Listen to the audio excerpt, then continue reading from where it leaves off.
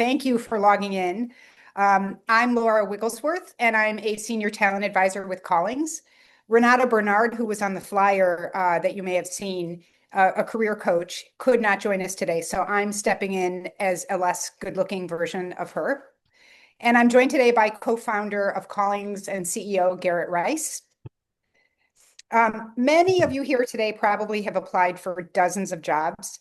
And I've met people in the past year here in Washington, D.C., who have applied for hundreds, submitting lots and lots of applications into what has become known as a proverbial black hole. And there's a reason for that. It's because job boards like LinkedIn and Indeed, they show you the most visible part of the market, but they don't show you the entire job market.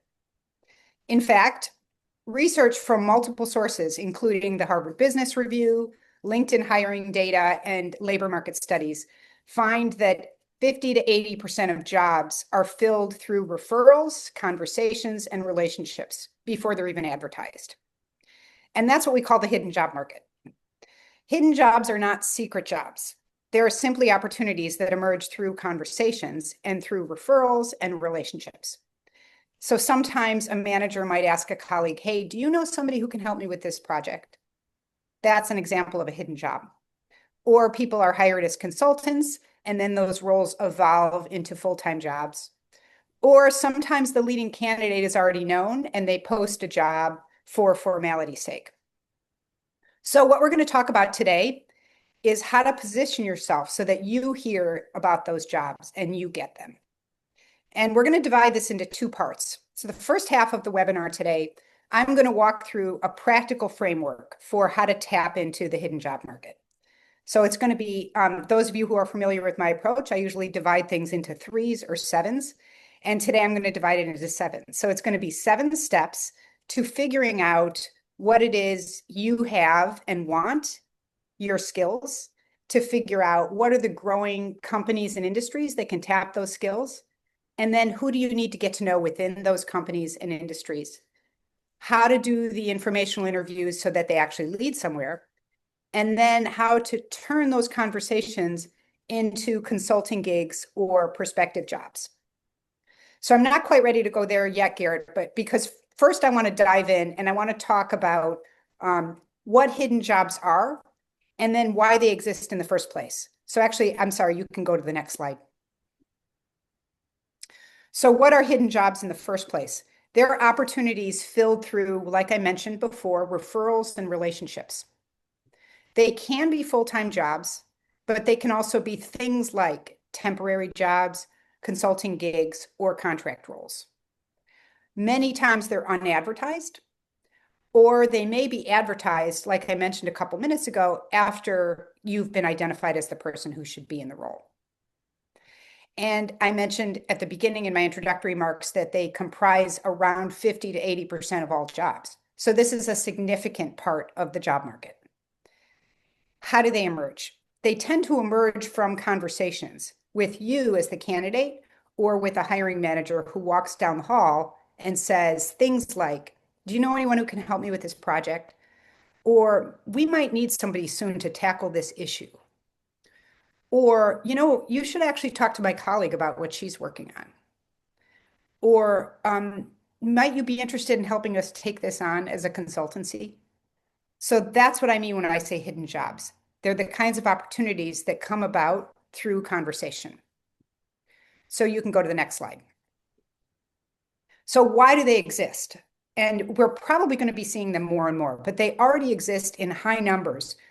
The number one reason is because they're faster. So job posting takes time to post the job. At a big company, you've got to go through many steps and layers.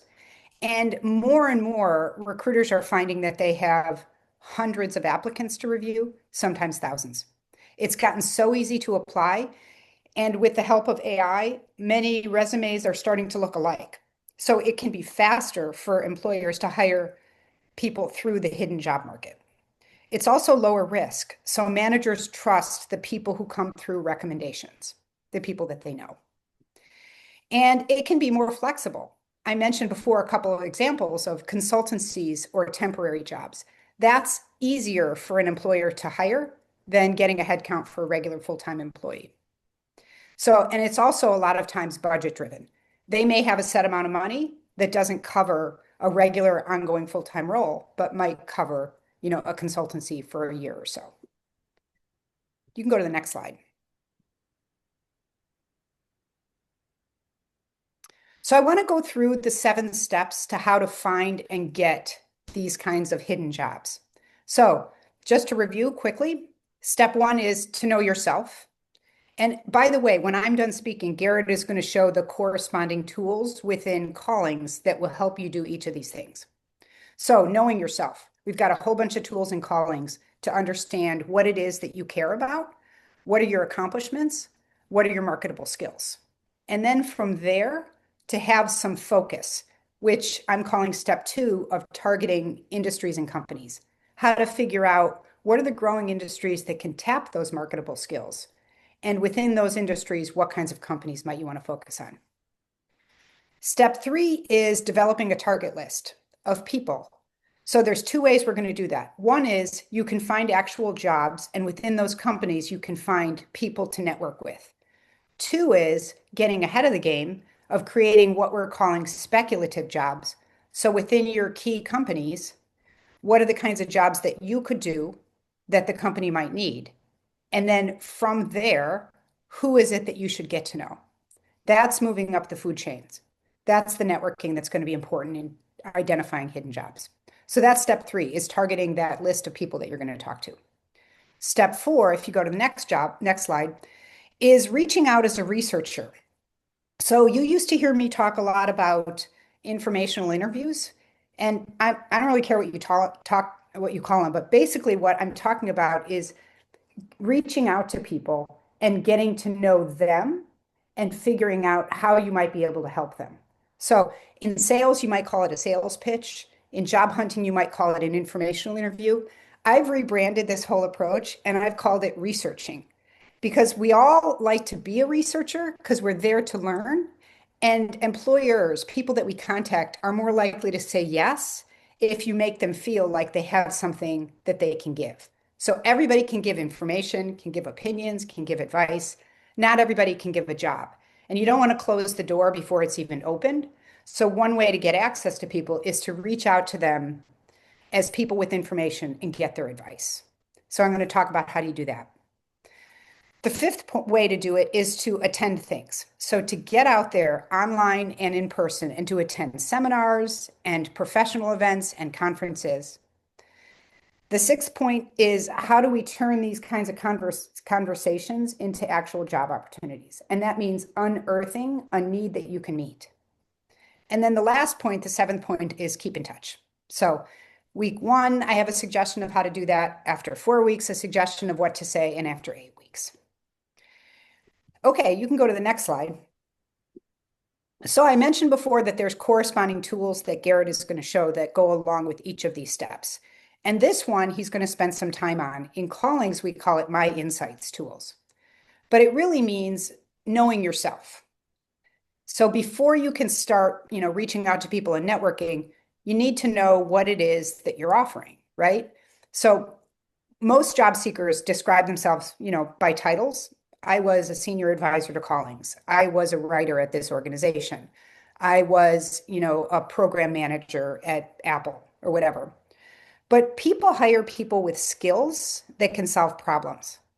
So the problems that you solve, those are your marketable skills. And I'm going to ask here for people to write in the chat about their marketable skills. And the way we're going to get at it is a little bit different than using the My Insights tools, because those take a while. It's the verbs that describe what we do well. And the way we're going to get at it is by taking a moment to write in the chat something that you're proud of having accomplished. So I'm going to kick things off. I'm going to write it in the chat. When I was at CARE, a global development organization that I was at most recently, I'm proud of having reduced the time to fill by 42%. So it took a lot longer to fill a job when I came than when I left. So that's an accomplishment that I'm proud of. So I want to take a minute and hear other people write down what is one thing that they're proud of having done at one of their jobs. And then we'll read them out as they come in.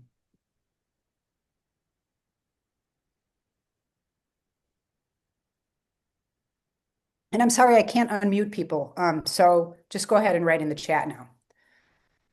So empowering others to discover, design, and deliver their projects.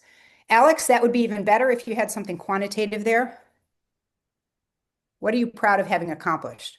Developed and implemented a global governance program. Excellent.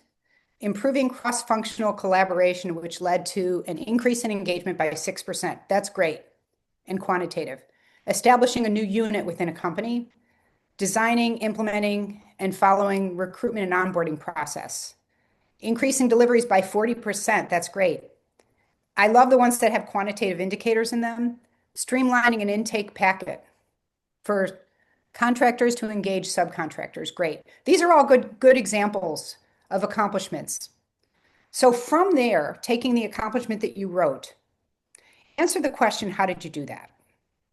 And so going back to my example, just to talk through this, I reduced time to fill by professionalizing the team, training the hiring managers, infusing marketing principles into recruiting, and building capacity in the country-based offices.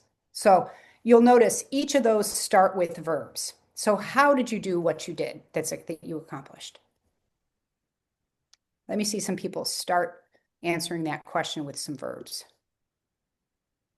Creating templates to use when writing technical manuals for the company. Good. Delivering products that helped others.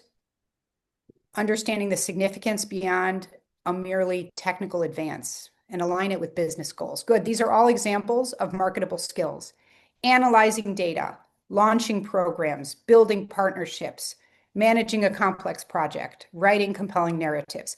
So there is a cheat sheet for this, and it's Callings, the My Insight tools, but you can even start this on your own just by coming up with your own verbs and answering the question, how did you do that?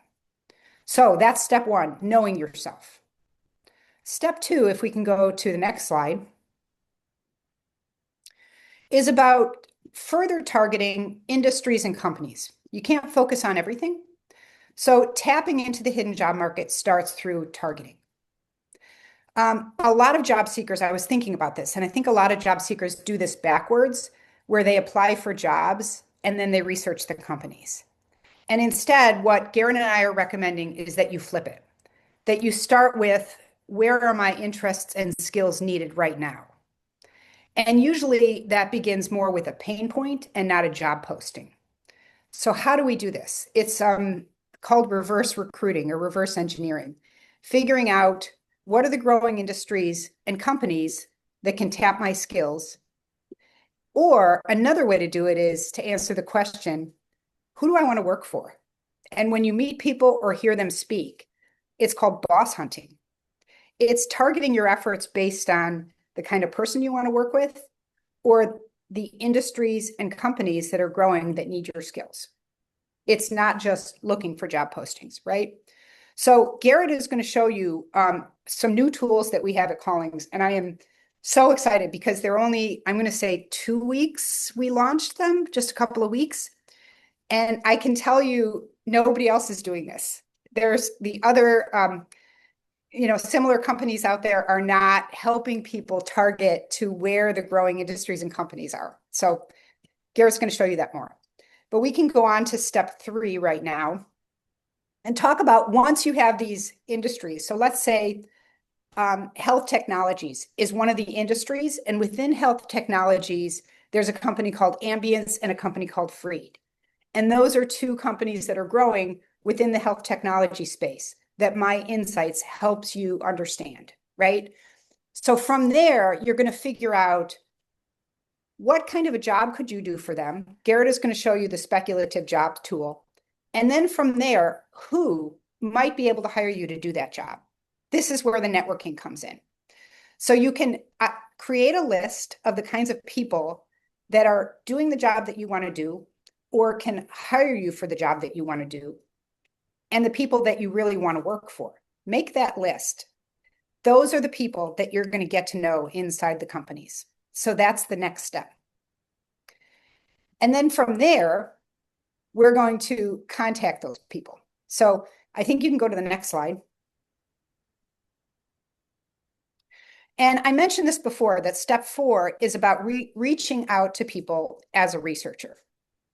I've relabeled this from doing an informational interview, because informational interviews are kind of, they make you nervous. You're not quite sure what to say. So you're there to learn, and you're there to give people the opportunity to talk. There's a few ways to do it, and I recommend a 3-part framework to getting an appointment with them. The first is context. Why them? You can say something like, I have followed your work on this. I heard your podcast on this. I'm researching how companies are approaching this. So giving them context. Then from there, what is it you want to learn? I would like your thoughts on. I would like your opinion on. I'm looking to move into the health technology industry, and so said you were a good source of ideas. I'm researching how AI is affecting the personal finance industry. That's what I want to learn. And then from there, the third part is the light ask. And I recommend that people be time limited and task specific. So you say, can I schedule 15 minutes with you in the next week or two to learn how AI is affecting this industry? Or after I heard your podcast, it left me with 3 key burning questions. Can I schedule 15 minutes with you to ask you those questions in the next 2 weeks? So context, curiosity, what is it that you want to learn? And then the light ask. You can go to the next slide. So then you actually get the meeting. And this could be, I always recommend, if possible, mix up the in-person with online. Because as job seekers, it's really easy to get depressed sitting behind a computer. So I am going to talk about how do you find out about events and actually go to conferences and seminars. But it's equally good, if you can, to do some of these meetings, these research meetings, in person with people. It's easier for them to walk you down the hall to meet someone else when you're in person. Okay, but a lot of times they're going to be online. So what do you say at that meeting? I broke down a 4-part framework for this. The first thing is the hook. Why did you contact them in the first place? You can say something like, well, I was talking to so-and-so and she said that you were a good source of names and advice. Or I saw the webinar that you gave, and in particular, I liked what you said about blah, blah, blah. Or, you're doing the kind of job that I would like to do someday. So that's the hook.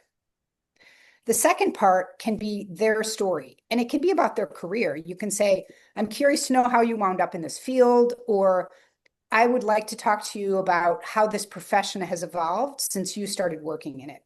So when I started in recruiting almost a quarter of a century ago, I used Excel spreadsheets to keep track of people, and I spent 90% of my time reviewing unqualified resumes. Now I have systems and tools to do that for me. And so it's elevated my role, and I spend my time thinking about, how do I get Garrett, the best candidate for this job, to apply for it?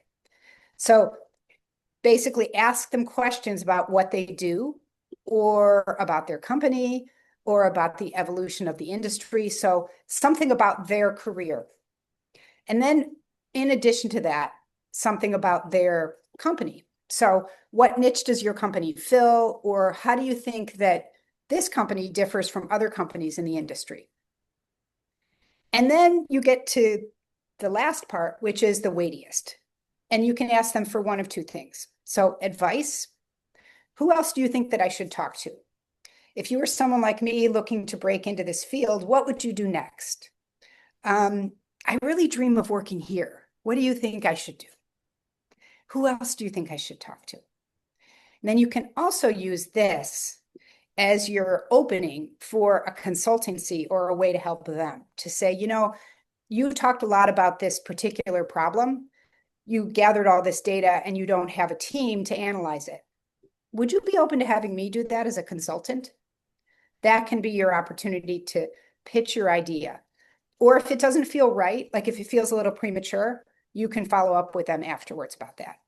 But I'll tell you, I went to this taping of This American Life with Ira Glass, an NPR show, probably about 25 years ago now. And the topic was advice. And I remember there were 2 things that came out of it. One was the people who follow advice are the ones who gave it typically. But the second thing was that everybody likes to give it. So at the end, ask them for their advice because you're giving them the opportunity to do what they like to do, which is to name drop or to give you pointers for your job search. Okay, so that's the next step. So step 5, if you can go to the next slide, is to actually get out there. So I mentioned to you that when you're doing this kind of research, it's nice to meet people face to face if possible, particularly in their offices. But it's equally nice to attend other kinds of meetings and events where you come in face to face into contact with other people who are doing the kinds of thing you want to do. So you can do this by using generative AI and identifying some associations, professional events, conferences, and other kinds of gatherings. And I have a story just about myself, probably about 6 months ago now. I attended a SHRM conference, which is the Society for Human Resources Management. And I contacted the CEO and I said, hey, I'm one of the 300,000 people in the Washington, D.C. area who lost their careers, their jobs under the new administration. And I can't afford to come to the conference. Could I volunteer at it? And he wrote me back and said, no need to volunteer, you can come. So, I think the registration for that was probably around $1,000. So that was a big discount. And I didn't even have to volunteer. Some of you on this call might have been a part of Career Pivot that Wayne Vota created for those of us in federal government contractors and agencies who lost their work. And he was a little more shameless about it. And he said he would find out what kinds of conferences and events there were. And he would go and sit in the hotel lobbies and just like wait for people and then sort of parlay or sneak into kind of events. I don't know that I recommend that, but you can typically get access to these kinds of events by offering to volunteer at the event. And a lot of times they are affordable. So that's another thing to consider. And then lastly, Eventbrite, which is how a lot of you found out about this event, probably just directly on the website. There's lots and lots of free events. There are conferences, there are seminars, symposiums, but use Eventbrite as well. Okay, that is step 5. Step 6, if you can go to the next slide, we're going to talk about is how do you turn your networking conversations into opportunities? And I gave you a glimpse of this when I was talking about the end of an informational interview or a research appointment. So you can end it with thanks very much if it seems premature, but then follow up and say, based on some of the things, I was reviewing my notes and it said, one of the things is that this is a priority for you. And that's something I have experience in. And I wondered if you'd consider hiring me as a consultant to tackle that problem. And it may be, maybe they need to go through some kind of formal process of inviting bids and things. But a lot of times, if it's under a certain threshold, they can hire you to tackle an issue or a problem. And then through that experience, you can parlay that into a job. So keep that in mind. So I'm ready to go to step 7, which is how do you keep in touch? So this is where consistency wins because a lot of people have one conversation, they send a thank you email or note, and then they never follow up. So here's what I'm recommending instead. I'm saying 3-step process. After week 1, follow up with some kind of resource or reflection. You mentioned X initiative. I saw this, I saw this webinar and I thought of our conversation. Something specific that references something they said or taught you. And then after 1 month, so at 4 weeks, I recommend, I'm calling it a light touch update. So saying something like, thank you for encouraging me to do this or to go see so-and-so. I met him last week for coffee and he said the same thing you did about this. And I hope to end up working for somebody with the insight that you and he have. Something like that, that references something they taught you or helped you realize. And then after 2 months, don't be afraid to follow up again. Don't be afraid to follow up after 3 months. The job hunt, and Garrett is going to talk about this, is taking a lot longer than it used to. So it's fine to say, it's been 3 months or it's been 2 months since you and I talked. I haven't landed a new job yet. I've got 3 irons in the fire, thanks to you, though. Let me know if you end up needing someone to tackle that problem that we discussed when we met. and they might get back to you. So those are all my 7 steps. Garrett, if you can go to the next slide. Garrett is going to walk us through some of the tools at Callings that can help you do each of these things. But I want to put it out there right now that if you don't have a Callings account and you want to try out some of these tools, we're giving 4 weeks free. If you go to the website and you type in Callings.ai/Renata, the co-presenter who was supposed to be with us here today, and that'll let you sign up for 4 weeks for free. So I'm going to turn it over to Garrett. He's been answering some of the questions that people have posted in the chat, but also maybe before we start that, Garrett, if there's any that you want to raise that people have typed in the chat up until now, maybe now would be a good time to do that. Yeah, thanks, Laura. I think people are responding well to your advice. One of the most important questions people are asking about is the authenticity of the outreach, and whether or not people will see through that and view you as, misrepresenting Yeah. or opportunistic. And I think what I suggested is first and foremost that you have to accept that you're only reaching out for information. That in the hidden job market, you cannot focus on outcomes. You don't know what's going to happen in the conversation. You don't know where it's going to lead. You don't know who this person is going to suggest you to or what they're going to recommend. They might be cranky, they might be friendly. Your goal in all of this is to make those connections, and you Yeah. never know how they're going to turn out. It may be Yeah. that the discussion that you have doesn't seem helpful at the time, but 3 weeks from now, because of somebody else that you're talking to, you realize that you now have something to call them back about. And this is how human beings work, as we network and communicate to share information. And so my belief is that not everybody, but most people are open to that because they know it's important to them as well. Many of these hiring managers are always on the lookout for qualified and talented people. Yep. And so you don't have to tell them you're looking for a job. They know when you reach out to them that you might be doing that. So, there's no coyness in this. You're not trying to trick anybody. What you're saying is, look, I'm trying to figure out what my next opportunities are. And not everybody will be that way. The people that aren't interested in that probably won't respond to your outreach. Mm-hmm. If they do, you know that they're willing to do it because they Yep. responded to you. And so, this is a self-fulfilling thing. And so I wouldn't panic or stress about whether or not you're reaching out to someone. Everybody has anxieties about networking because it's talking to strangers. And what I recommend is to let go of the worries about outcomes or how people are going to perceive you. There's a famous expression, which is what people think about you is none of your business. And if they respond, take it and talk with them and get the information, because that's ultimately the goal here is you're trying to learn more about the industry, the company, the teams, the process, which is going to make you a better candidate. Yep. And so that would be what I would recommend. And with that, I'll show you some ways that you can actually go about the 7 steps that Laura recommended. And so I'm going to share the screen here and show you an AI tool, Callings.ai, that we've built to help with the workflows that Laura has talked about. And so I'll share my screen here. And can you see that window? Okay. Yes. Okay, great.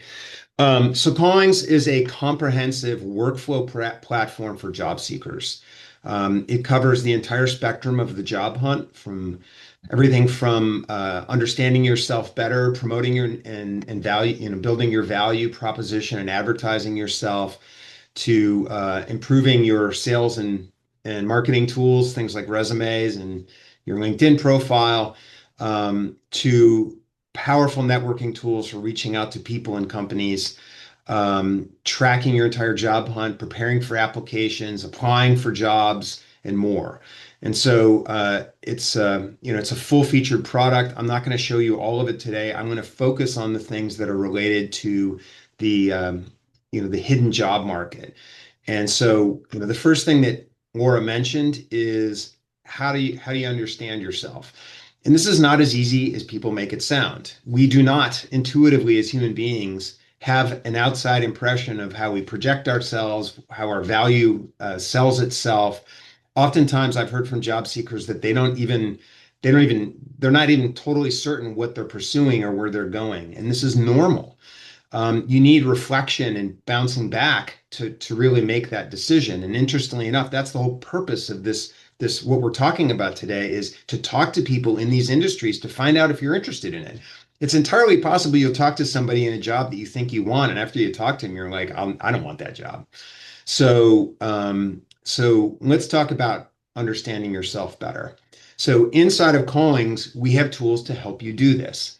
How do people do it? In the old way, they reach out to career coaches, their friends, their family, their mentors, their peers, and they talk to them and they walk through and answer questions about themselves so that they get to the result of understanding themselves better.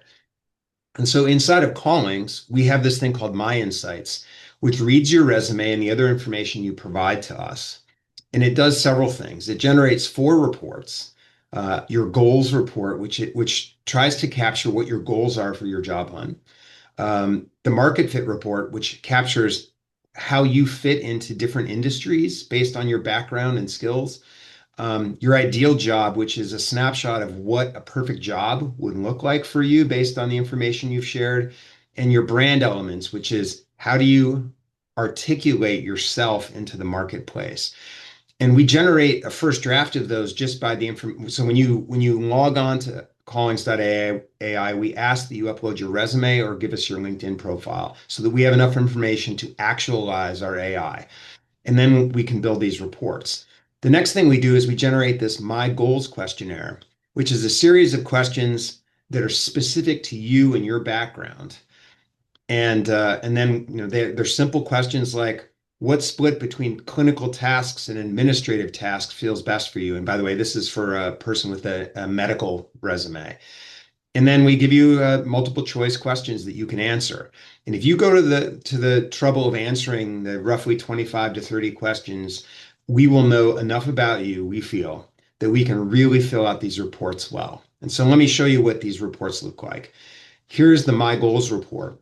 And you have to understand what's most important to you in your job hunt. And this does not drip out of your brain easily. But we help to coax it out with these questions and reading your resume. And so for this resume, this medical resume, the most important thing based on their backgrounds and how they answered their questions was that the role and work environment are the 2 most important things for them. For other people, it could be career growth or compensation or culture. But for this person, those are the 2 things. Your report is going to be different and focused on you. And by the way, if when you read this, you don't agree, then I encourage you to take a look at your resume and your answers, because how your resume projects you and how you answer those questions may be not in alignment with how it comes across. And so this is a great exercise for you to help understand yourself better. The second thing we generate for you is an ideal job report. And this is really just a hypothetical job that matches everything that you said was important to you. And this is important because it helps get a snapshot in your mind of really what you're trying to do with your career. It also gives us information. We semantically look at this and your resume and information we know about you against millions of jobs to find jobs that you're qualified for. And we rank those jobs based on this information. And so not only is this helpful to clarify for you what you're looking for, it helps us with our platform find opportunities that match this. And so that's the ideal job description. The third thing we do is we generate an entire report on how you can promote and advertise your value to the job market. And this is your marketing brochure, for lack of a better term. And that includes things like the 20-second elevator pitch, a longer pitch, a professional summary that might be helpful for you on LinkedIn or in your resume, headlines that at a glance capture what you're offering to the market, what makes you unique, your top 10 skills, and your top 10 achievements, which of course we were talking about and Laura asked you to post. And so again, if this marketing brochure, and many of our users print this out and study it like an actor, because these are all the questions people ask you when you meet people at a conference or something like that. What do they ask you? Well, tell me about yourself. That's your 20-second elevator pitch. Well, give me more details about your background. That might be your summary or the longer pitch. Or maybe you're riding in an elevator with them and you only have a snapshot to say, well, tell me about yourself. Boom, one phrase. I'm a senior medical assistant specializing in high volume clinical support. And by having these answers at the tip of your tongue and articulating them clearly, you instantly give people the answer, which is, what you're looking for, who you are, what your value is. These also help you write better resumes. They help you answer questions in interviews. And so this is your marketing brochure. And then the final thing that we generate, and it's important for our discussion today about the hidden job market, is your market fit report. And this is a highly detailed report that looks at your entire career and we provide a report for you about what your market fit has been and where it might be going forward as markets and industries change. And so there's a full report here that you can go through. We also call out things like the market risk for you. And so this helps you understand where you fit in the marketplace and what your value is. And you don't want to pursue a job in a dying industry, for example, right? And Laura has a great background in public health, and she hasn't talked about it in this conference, but public health has been really sideswiped by the US government cuts over the last year. And so it's very difficult to get a job there. And so, it helped her recognize that she needed to pivot. And so that's what your market fit report is. What we also do is we call out here on the left-hand side, and hopefully you guys can see this, what sectors and targets your background lends you to that are growing. And so we call out what are the growth areas. So in this case, sector is health. And this resume has a strong fit for that. And then we call out example companies in this space. And there's another one, hospital systems and academic medical centers, and why you fit into this marketplace. And then the other one is federally qualified health centers and community clinics. And what we do is we call out the leaders in this field that we recognize as growing. And then you can select those and say, save target company, save target company. And they go up here on the left, and this is the toolbar. They go into this target companies area, which I'm going to talk about in a minute. And so this is the hidden job market, which is identifying the target industries, companies, and then eventually people that you need to get to find these hidden opportunities. And so I encourage you to look at this, upload your resume, answer the questions in My Insights, and get to your market fit report, because it will help you identify places you can go to look for opportunities. And there's much more into this report that I'll go through today, but the goal is to help you understand yourself better and help understand where opportunities are. And then finally, how you can articulate yourself in those opportunities. And the AI system, Callings.ai, has all that information, and we use it across a number of tools to help accelerate you doing this work. So let me show you what's next here. By the way, we have a set of resume tools here. So when you upload your resume, we take your resume and we format it in an ATS-friendly version, which is a single column rich text format version. Why? Because applicant tracking systems get confused by formatting.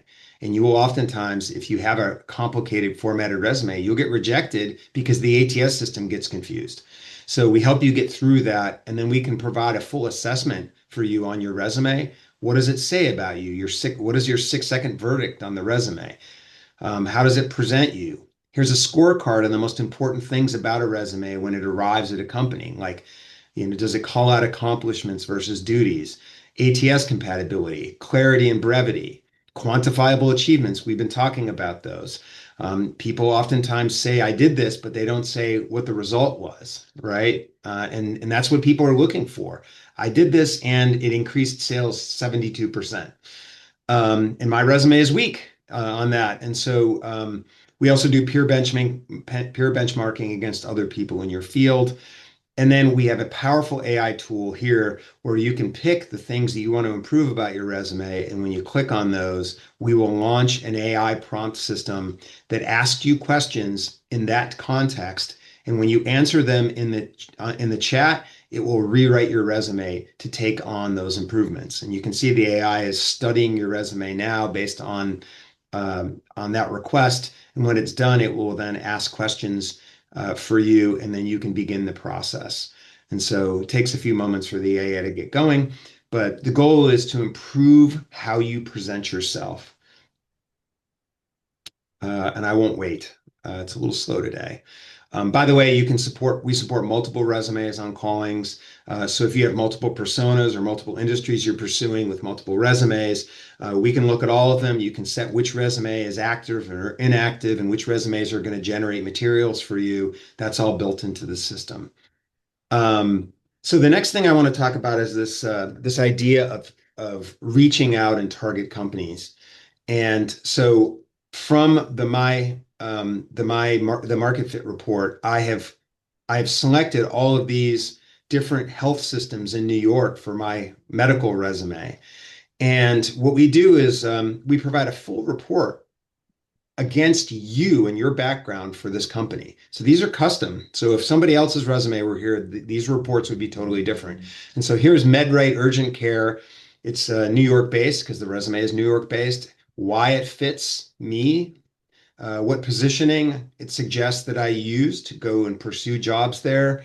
And then it provides me a networking strategy, and it also provides me recent news about them, and then fit score for me against the company. And so if I read all of that and I do my research and I like that, what I can do is create a speculative role. And this is part of the hidden job market. So when you're applying to the hidden job market, the job isn't posted. And what you're going to do is create the job you dreamed you had at this company.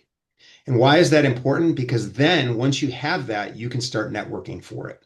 And so when I hit create a speculative role, our AI will either give you the chance of saying, let the AI choose the best fit, or it can look at your resume and identify 3 areas or 4 areas where it will create a role based on your background. Or you can even write your own custom role. And when you do that, it will generate, in effect, a speculative job opportunity. And this will be important because when you have that, when you're talking to people at this company, you can refer back to that. And in fact, this is your plan for working there if they'll talk to you. And so this takes a few moments, and I've already created these. So I'm going to go ahead and um, I'm going to show these in line. But once you've done that work, go to saved jobs. And so saved jobs is where all your jobs are. So we can find matching jobs that actually exist by clicking on the find matching jobs button. And we will find jobs based on your resume that you are qualified for and give you a ranking score. And you can add those to the tracker. These are real jobs that you can apply for, by the way. And when you do that, you can, build an inventory in your tracker here of all the different jobs you want to pursue. And so you can apply to those, and we have tools that help you learn about that job, create custom resumes and cover letters specifically for those roles, and apply to those jobs, and then even network for those jobs. And that's all built into the system. But what we're talking about today is specifically those hidden job market opportunities, which is to say jobs that are not posted and need to be created if they like you. And so when you do that, you'll see that these are called speculative jobs. And so these jobs don't exist, but the company does, the people there exist, and you have great background and qualifications that make you a candidate for a company like this. And so when you click on this, there's the MedRite job. I'm going to click on this one. And basically, the speculative role that Callings created for me is called this patient flow lead, which is a function that companies like MedRite need. And so we develop this custom role. We describe what it would look like, what the roles and responsibilities are, and this is all information you can use when you reach out to the company. We also create a custom resume and a cover letter that reaches out to the company for you that you might want to send to people once you've made introductions. And you can generate that by just hitting the generate button. And then this is where the hidden job market opens up. We also then go out to MetaWrite based on this speculative job, and we pull 3 to 5 to 7 people at this company that you can talk to that qualify as a networking contact for you. And so now that you've got your speculative role, this is a company you want to work for, this is a job that you want at this company. Here are the 7 people at MedRight that you should talk to. And we tell you who they are. We tell you why you should talk to them. So in this case, why Daniel? Daniel Tully is the center manager at MedRight Urgent Care, likely overseeing daily operations and patient flow. This would be the hiring manager.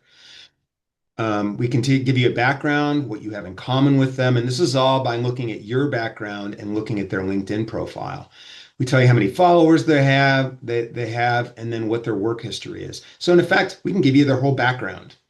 And this is important because when you reach out, nobody wants to hear from somebody who doesn't really know them and is just, angling for them. Really understand these people because these are the people that you're asking for information from. And then when you're ready, hit the reach out button, and we will generate an outreach message. Hi, Daniel. I'm exploring how urgent care clinics like MedRight manage patient flow and operations. I'm curious about your experience as the center manager and how your team addresses bottlenecks during busy periods. Would you be open to a brief chat to share your perspective? Here's my LinkedIn profile. Don't like this? Go over here and prompt the changes that you'd like. Um, or say, for example, that you realize Daniel Talbot, is a squash player. By the way, I learned that you love squash. That's my favorite sport. Vegetable. And then we'll redraft this outreach message to include whatever messaging you want to put in there.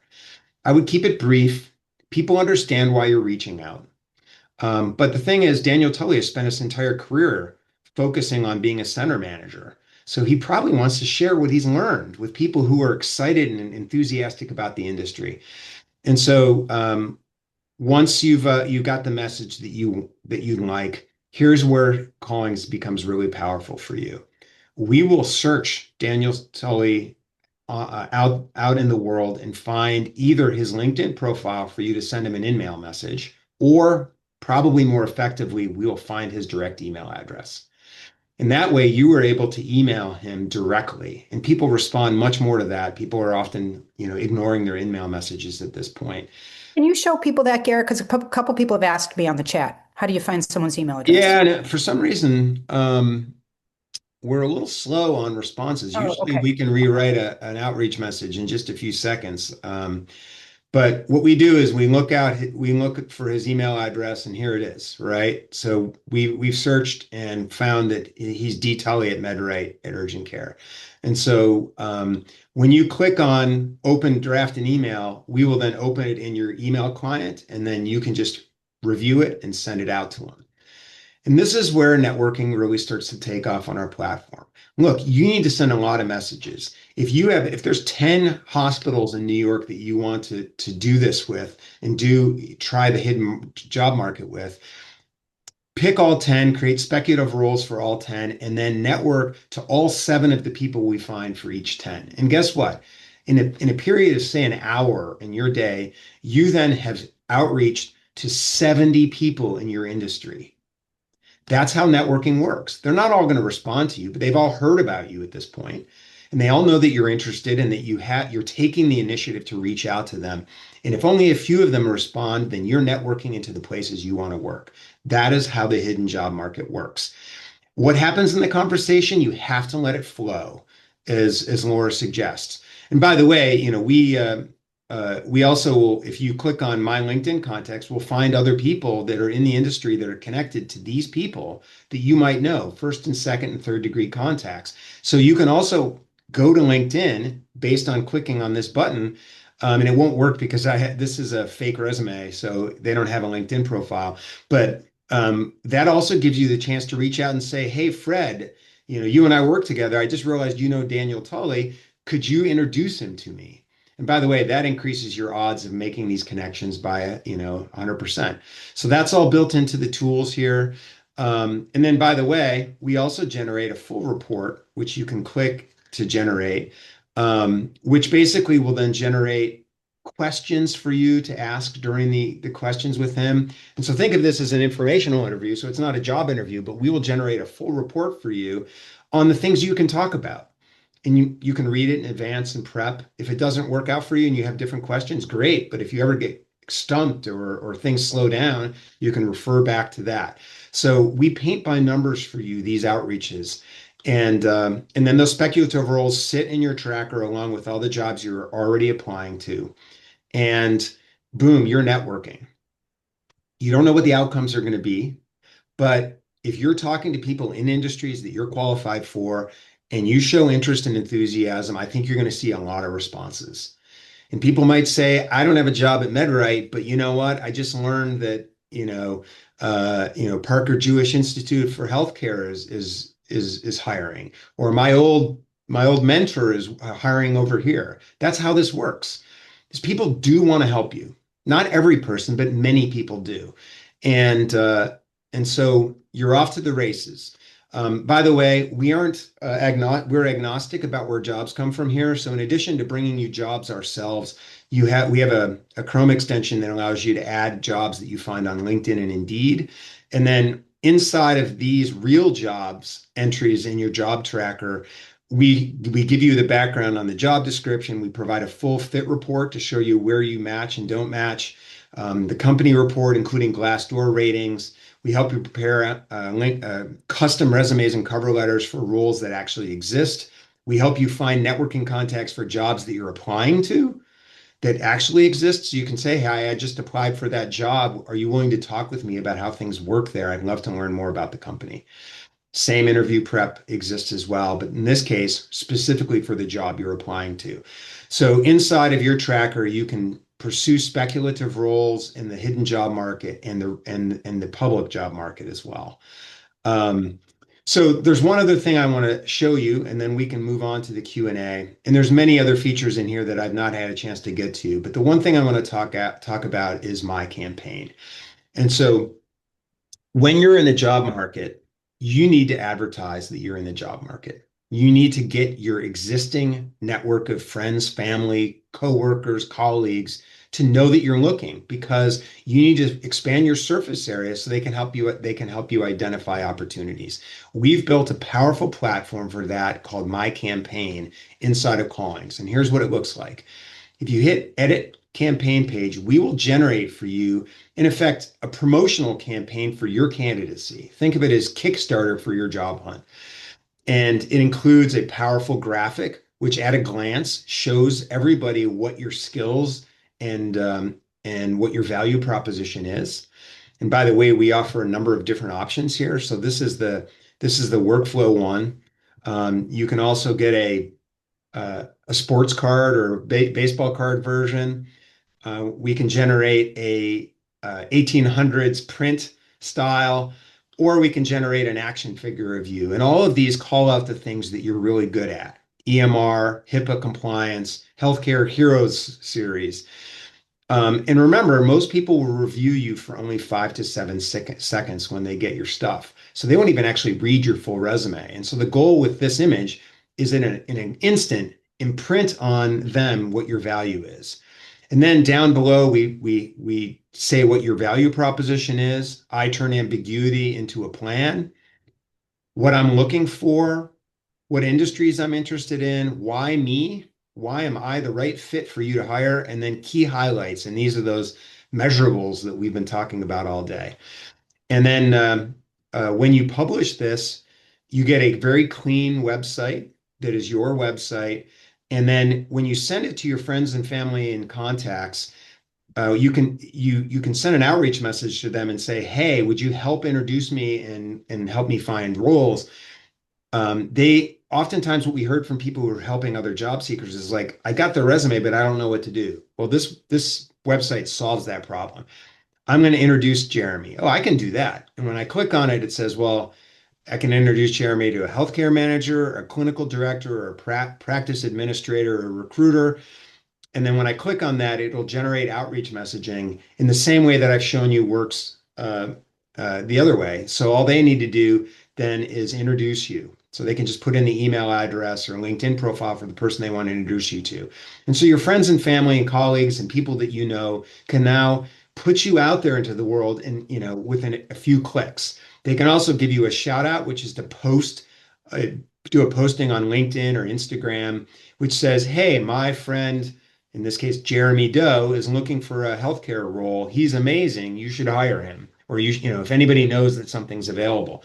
So suddenly you're getting surface area out in the social media world. You're getting introductions for your friends and family. And then, of course, anybody that gets those introductions can go to this page and in an instant see what your value proposition is. We also include your resume so people can download it and see that. And there's other features. So this basic one is free. And then for subscribers, we add additional features that you can add to this page, but it's available to everybody. And so that is the My Campaign Kickstarter for your job hunt. And this and all the other things I showed you, hopefully, help you tackle that hidden job market and start making connections with people that can make a difference in your career. And with that, I'll stop sharing and we can go to questions. But there's other webinars and stuff on our site that have been recorded if you want to see more about the platform. And then we do these things a couple times a month on topics that we know are important to you as a job seeker. And so with that, I'll stop talking.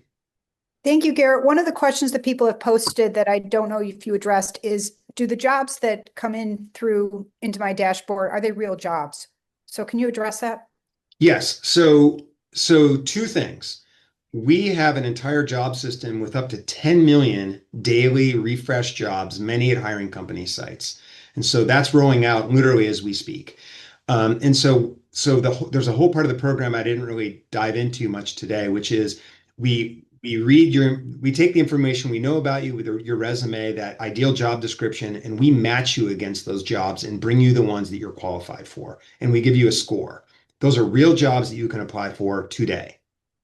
That's number one. The second thing we do is we generate speculative jobs in the hidden job market. And those are jobs that might exist, but there's no job post for. And that empowers the workflow for you to reach out and talk to hiring managers, recruiters, people on teams to open up the hidden job market that Laura talked about. So both of those functions exist inside of Callings. So a couple people have asked about tailoring location or for remote jobs or whatnot. I don't know if you can go back to the job listings and show the box where people can edit their location and stuff Sure, like and that. we're in the process of actually building an even more powerful version of this, but what I'll show you is what we have today. So inside of Callings, once you've uploaded your resume and et cetera, as I pointed out to you, we have these matching jobs, and you just click matching jobs, and these are all the jobs that we found for you that are real. And we give you that match score. And if you hit edit preferences, you can change the location. So we identify the location that's on your resume and we standardize on that to begin with. But if you click on preferences, you can change it to Miami or wherever you want to work. If you click on filters, you can also say, I'm interested in remote jobs. And you can turn that on and we'll bring you remote jobs from anywhere. So all of that is built into the preferences, which is part of the find matching jobs. And if you're inside your job tracker, these are the jobs that I've saved for myself. There's this button, Find Matching Jobs, and that brings a pop-up, and the preferences is there as well. So yes, we allow you to change your location and pursue roles specific to locations. Great.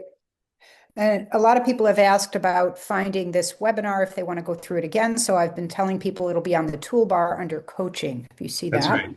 So in the toolbar, there's a coaching tab. And what that does is shows you upcoming events and then recordings for all of the previous seminars we've done. And we got a lot of them, right? Navigating a career pivot, the reactive search, 5 secrets to writing a resume that gets you hired. Laura did a very popular one called Networking for Introverts. And Renata, who didn't make it today, job searching through the holidays, and we've worked with her as well. And so all of those recordings are here. You can't ask questions, of course, because they're recorded, but the content is all there for you, and that's all part of the platform. I'll also call out that on Mondays at noon Pacific time, 3 p.m. Eastern time, we host a calling circle, which is a weekly networking and community event, which is just you interacting with other job seekers who are on the platform. And this is valuable because job seekers are 100% likely to help you in your job search because they expect the same in return. And remember, the average person has 5 to 7 jobs on their resume. So when you're dealing with a job seeker, you might be dealing with somebody who has a connection at a company you're pursuing. So anyways, we have topics every week on the various parts of the job hunt, and you can interact with people who are looking for jobs and network with that group. Great. Another question is the Market Insight tool. I'm based in Ireland. Will the Market Insight tool be tailored to my location? Yes. So, Right. the platform is global. We're mostly rolled out in the United States, but our data sources are global, so our jobs are global. So you have to let me know how it goes, but I believe that it should work just fine for you in Ireland.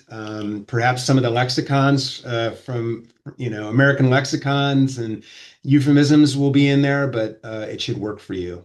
And I'll put my email in the chat if you want to let me know how it goes. Great. Go ahead and write in the chat if you had a question that wasn't answered. I know I said we demo how to tailor your location or put multiple locations. So Garrett showed that. See if there were other things people asked us to Yeah. show. Bill asked, can the platform find jobs working within government? We have government jobs listed. And I wanted to add, this is important. You don't have to use just our job inventory. We have a Chrome extension that allows you to bring in jobs from Indeed, LinkedIn, and other job board sites as well. So we're agnostic, right? We want you to get a job. So if you find a job post somewhere that you love at a hiring company site or whatever, you can use our Chrome extension or add it manually into the tracker and pursue that job. And all of our tools work. We'll still score it against you. We'll still generate custom resumes and cover letters for that job. We'll still find networking contacts. We'll still do the interview prep reports. All of that stuff works regardless of where the job comes from. So we want you to get a job. Let's see. I have 3 different resumes. How do you tell the platform to consider different titles for industries and preferences? So first of all, you can upload those 3 resumes here. We support up to 5, and you can choose which is your active or primary resume, and that's the resume we'll use to develop a lot of the AI content. When we look for jobs, we'll use all your resumes to see, because semantically, we want to find any job you're qualified for. And then you have a choice of which resume is going to be used when we generate your custom resume. So that's all built in. And, I don't know if you can see down here, but this is inactive, or I can make it active. And I can also make this up here, I believe, I can make it my primary, and that will swap the resumes. So all that's built in. The cost of joining the platform is a question. So, of course, you all get 30 days free. I want to be very clear. Finding jobs, tracking jobs in the job tracker, and applying to jobs are always free. We will not rob you of that. If you need to use the AI tools, some of which I've shown you today, that costs us money. And so it's $30 a month to be a member of the premium version of Callings, which gives you everything I showed you today.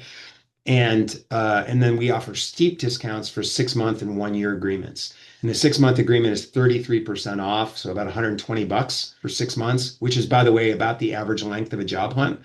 And we feel that's very affordable. $120 is a very good investment in you getting your next job. The year agreement is $179 or 50% off. By the way, if your subscription expires, all the data is saved. Your account is still there, and you can get at everything that you've created previous to your subscription being expired. So, and one final thing, we do not share your information with anybody without your permission, and we do not use your data to train models. So your data is your own.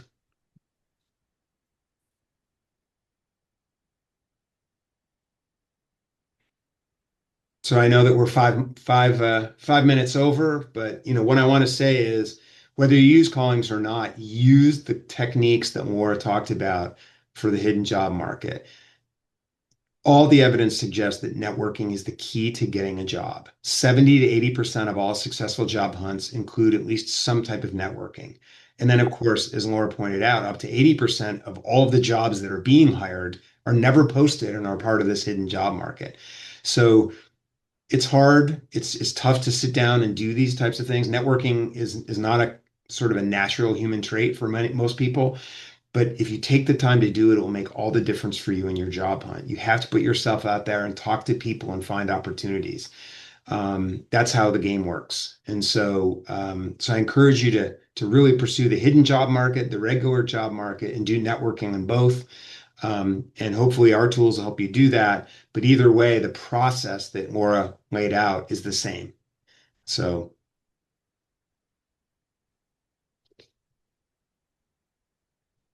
Maura, I don't know if you had any other comments you I've wanted read to. most of the things. It is one of the things Garrett didn't mention is that the job market has changed. So give yourself some grace. It does take time. 6 months is not uncommon, up to a year.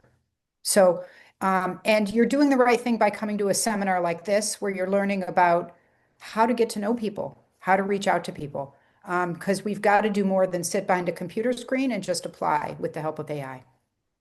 All right, well, we'll end the webinar now, but thank you very much, and hopefully we'll see you at the next one.